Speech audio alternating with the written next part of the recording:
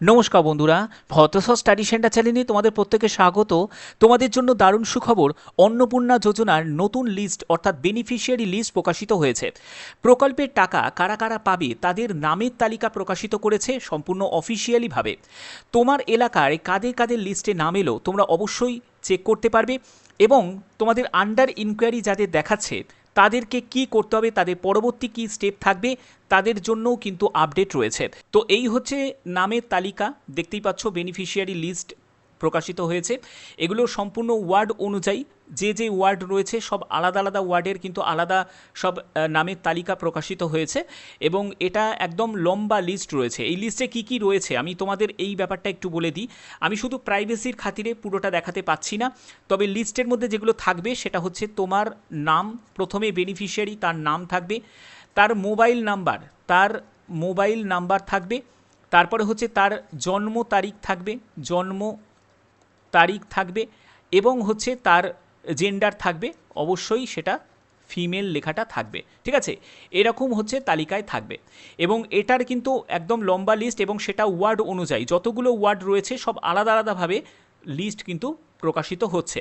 এবার একটা মিউনিসিপ্যালিটিতে যতগুলো ওয়ার্ড রয়েছে সব ওয়ার্ডের কিন্তু আলাদাভাবে তারা লিস্ট চেক করতে পারবে, ওয়ার্ড ওয়াইজ তারা লিস্ট চেক করতে পারবে। এটা গেল একটা পিডিএফ, এবং আরেকটি পিডিএফ সেটাও তোমাদের দেখাচ্ছি। এটা হলো আরেকটি পিডিএফ, দেখো। তো এটা গেল হচ্ছে আরেকটি পিডিএফ, এবং এটাও কিন্তু একটা লিস্ট প্রকাশিত হয়েছে, এবং এটা আলাদা মিউনিসিপ্যালিটির এবং আলাদা জেলার, ঠিক আছে। প্রথমে যেটা দেখালাম সেটা হলো মুর্শিদাবাদ জেলার, এবং দ্বিতীয় যেটা দেখাচ্ছি সেটা হলো আলিপুরদুয়ার জেলার, ঠিক আছে।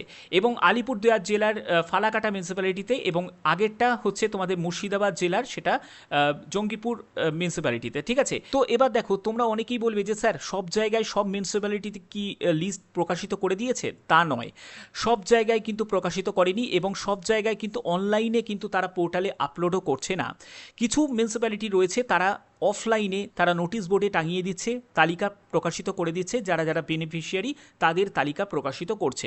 এবার তোমাদের যেটা করতে হবে, তোমরা প্রত্যেকে যারা যারা তোমাদের মিউনিসিপ্যালিটির আপডেট পেতে চাও, তোমরা তোমাদের জেলার নামটা অবশ্যই কমেন্টে জানাবে, এবং তোমার পৌরসভার নাম অর্থাৎ তোমার মিউনিসিপ্যালিটির নামটা জানাতে পারো। যারা গ্রাম পঞ্চায়েত এরিয়া থেকে বিলং করছো তারা তোমার গ্রাম পঞ্চায়েত ব্লকের নামটাও অবশ্যই তোমরা কমেন্টে জানাতে পারো, ঠিক আছে। তো যে দুটো মিউনিসিপ্যালিটিতে বেরিয়েছে সেইগুলোই তোমাদের বলে দিলাম, ঠিক আছে। এবং একটি হচ্ছে অনলাইনে অফিসিয়াল পোর্টালে আপলোড করে দিয়েছে, আর একটি হচ্ছে অফলাইনে তারা নোটিশ বোর্ডে টাঙিয়ে দিয়েছে, ঠিক আছে। এবার তোমাদেরও যখন এরকমই আপডেট আসবে, মানে সেই আপডেট তোমাদের কাছে আমি অবশ্যই পৌঁছে দেবো। তার জন্য অবশ্যই চ্যানেলটিকে সাবস্ক্রাইব করে বেল আইকনটাকে অল করে রাখবে, যাতে যখনই কোনো আপডেট আসুক সেই আপডেটটা তোমাদের কাছে পৌঁছে দিতে পারি। এবার চলে আসছি যাদের স্ট্যাটাসে, যারা তোমরা স্ট্যাটাস চেক করেছো, এবং তোমাদের যাদের স্ট্যাটাসে আন্ডার ইনকোয়ারি দেখাচ্ছে, তোমরা অনেকেই বলছো স্যার এবার আমাদের কি করতে হবে, আমাদের কি করণীয়। আমাদের এখনও পর্যন্ত আন্ডার ইনকোয়ারি দেখাচ্ছে। দেখো, যাদের সাবমিটেড দেখাচ্ছে তাদের নিয়ে কোনো চিন্তা নেই, কারণ তোমাদের এখনও পর্যন্ত ভেরিফিকেশন প্রসেস শুরুই হয়নি, ঠিক আছে। যাদের প্রসেস দেখাচ্ছে তাদের মানে ভেরিফিকেশন চলছে। এবার যদি তোমার আন্ডার ইনকোয়ারি দেখায় সেক্ষেত্রে তোমার করণীয়টা কি? তোমাকে যদি আন্ডার ইনকোয়ারি দেখায়, প্রথমত তুমি একটা কাজ করতে পারো, তোমাদের পঞ্চায়েত অফিসে গিয়ে যোগাযোগ করতে পারো, ঠিক আছে। গ্রাম পঞ্চায়েত অফিসে তোমরা যোগাযোগ করতে পারো। এছাড়া তুমি যদি মিউনিসিপ্যালিটি এরিয়া থেকে বিলং করো তাহলে তুমি মিউনিসিপ্যালিটিতে গিয়ে একবার যোগাযোগ করতে পারো, সেখানে গিয়ে একবার কথা বলতে পারো যে তোমাদের এরকম দেখাচ্ছে, আন্ডার ইনকোয়ারি দেখাচ্ছে, তোমাদের কিছু করতে হবে নাকি। অনেক সময় কি করছে যে বিভিন্ন জায়গা থেকে তারা পঞ্চায়েত অফিস থেকে হোক বা যাদের পৌরসভা থেকে হোক, তাদের একটা ফর্ম ফিল আপ করে জমা দিতে হচ্ছে, ঠিক আছে। বা বিডিও অফিসেও কিন্তু এই একটা ফর্ম কিন্তু জমা দিচ্ছে, প্রত্যেকটা বিডিও অফিসে কিন্তু আলাদা আলাদা ব্যাপারটা কিন্তু হচ্ছে। সব জায়গায় একই রকম প্রসেসে তারা মানে এই আন্ডার ইনকোয়ারি করাচ্ছে না, বা তারা ফর্ম বিলি করছে না, ঠিক আছে। এটা তোমাদের জায়গায় তোমাদের সেটা জানতে হবে, ঠিক আছে। তোমাদের বিডিও অফিসে গিয়ে একবার জানতে হবে, বা প্রথমে তোমরা কি করো, তোমরা পঞ্চায়েত যদি এরিয়া থেকে বিলং করো তাহলে সেখানে পঞ্চায়েত অফিসে যেতে পারো, বা মিউনিসিপ্যালিটি এরিয়া থেকে যদি বিলং করো তাহলে পৌরসভায় গিয়ে একবার যোগাযোগ করতে পারো, সেখানে গিয়ে খোঁজ খবর নাও তারা কোনো আন্ডার ইনকোয়ারি যাদের রয়েছে তাদের কোনো ফর্ম জমা করতে হবে নাকি। যদি ফর্ম জমা করতে হয় তাহলে সেই ফর্মটাকে জমা করে দিতে পারো, এবং কিছু প্রয়োজনীয় যা যা তোমাদের এই প্রিন্ট আউটগুলো লাগবে, মানে অ্যাকনলেজমেন্ট যে প্রিন্ট লাগবে, ভোটার কার্ড লাগবে, তারপরে আধার কার্ড লাগবে, এগুলো তোমাদের মানে স্বাভাবিক জিনিস, এগুলো তোমাদের সঙ্গে ক্যারি করতেই হবে, ঠিক আছে।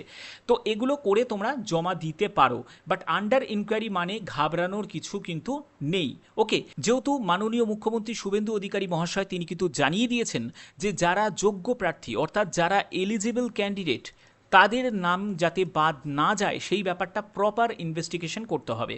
তো এর জন্য তোমরা নিশ্চিন্ত থাকো, যদি তুমি যোগ্য হও, তুমি যদি এলিজিবল হও, তাহলে অবশ্যই কিন্তু তোমাদের বেনিফিশিয়ারি লিস্টে তোমার নাম আসবে এবং তোমাদের এই আবেদন অ্যাপ্রুভডও হয়ে যাবে। ঠিক আছে, তো আশা করি ভিডিওর মাধ্যমে প্রত্যেকটি ব্যাপার তোমাদের A to Z ভাবে ক্লিয়ার করতে পারলাম। এবং তোমাদের অবশ্যই কিন্তু প্রত্যেকে, তোমরা যারা যারা ভিডিওটা দেখছো, প্রত্যেকে তোমার জেলার নামটা তোমরা জানিয়ে রাখবে, যেহেতু জেলা ভিত্তিক লিস্ট প্রকাশিত হয়েছে। এখন বর্তমানে 2টো মিউনিসিপ্যালিটিতে তোমাদের লিস্ট প্রকাশিত হয়েছে, এরকম কিন্তু বাদবাকি আরও যতগুলো মিউনিসিপ্যালিটি রয়েছে তারা কিন্তু অফলাইন হোক বা অনলাইন হোক তারা লিস্ট প্রকাশিত করবে। যখনই প্রকাশিত হবে তার যে আপডেট থাকবে সেই আপডেট তোমাদের কাছে পৌঁছে দেবো। এখনের মতো এটুকুই, টাটা।